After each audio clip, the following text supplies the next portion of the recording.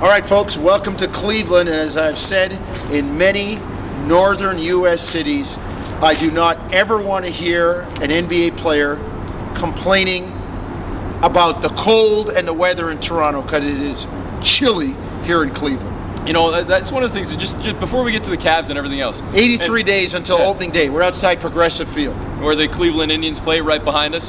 That's one of the things, though, that just when it comes up in conversation or if there are articles written, especially at this time of year, Jonesy, with all those rumors that are out there about, you know, this player going there and Bosch is heading here and free agency and everything else. And weather seems to be one of the issues that is discussed from time to time. You don't play outside. Great point. You don't play outside. Second to that, though, was... I don't know, was the weather a problem for Michael Jordan in Chicago for so many years? Was the weather a problem for the Boston Celtics with Larry Bird and Kevin McHale and everybody else there? How about the bad boy Pistons? Didn't seem to bother them with all the cold and the snow in Detroit. How about even a team that maybe didn't reach the pinnacle but was there as a consistent playoff team every year, even going to conference finals? Didn't seem to bother Ray Allen when he was in Milwaukee. Didn't seem to bother Kevin Garnett when he finally got to a conference final and played in Minnesota for so many years.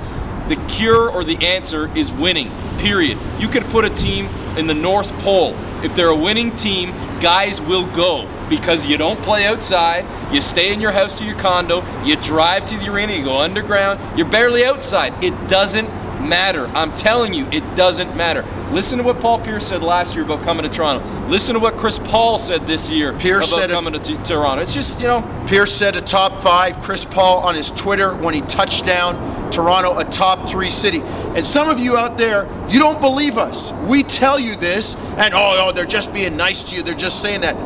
They don't have to be nice to us. Who are we? They're just telling the truth, telling you what they feel. In Toronto, get over it, folks.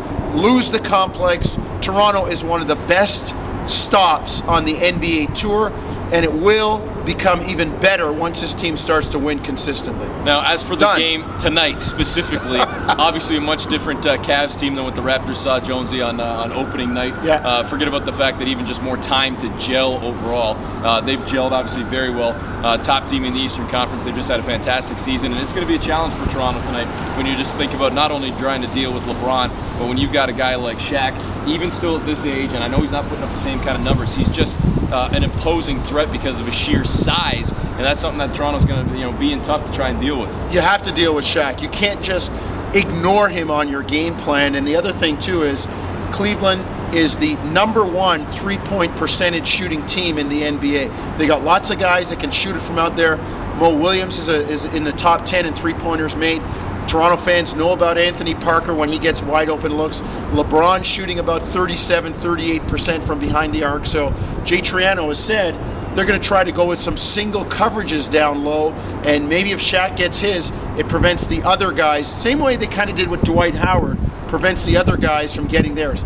The one thing though, Shaquille O'Neal is a better passer than Dwight Howard, and LeBron James a terrific passer as well. So I just know Toronto's going to have their hands full, and again, a measuring stick game, but it'll show you how well or how much they're improving since game 1 when they beat Cleveland back in October. And you can probably expect to see DeMar DeRozan getting a lot of time against LeBron James. Jay specifically said that because of his speed, he might use Sonny Weems a little bit more off the bench against LeBron, and I would assume that you're going to see a good stretch as well. I'm going to pause for 1 second. Security going by, just checking. Security going by, just making sure that we're okay. We're not doing anything crazy outside the stadium, and I knew you wouldn't be able to hear as they were driving by. But he said, of course, we might be using Antoine Wright against LeBron James as well because he's got a little bit more bulk and size. So somehow, some way, they're going to throw a bunch at LeBron tonight and hope to just slow him down as well. All right, man, it's cold. It is cold. It's cold in Cleveland. Certainly not baseball weather. It's cold in Cleveland. I don't want to play here. Oh, wait a minute. They got LeBron. Yeah, okay, I'll come here.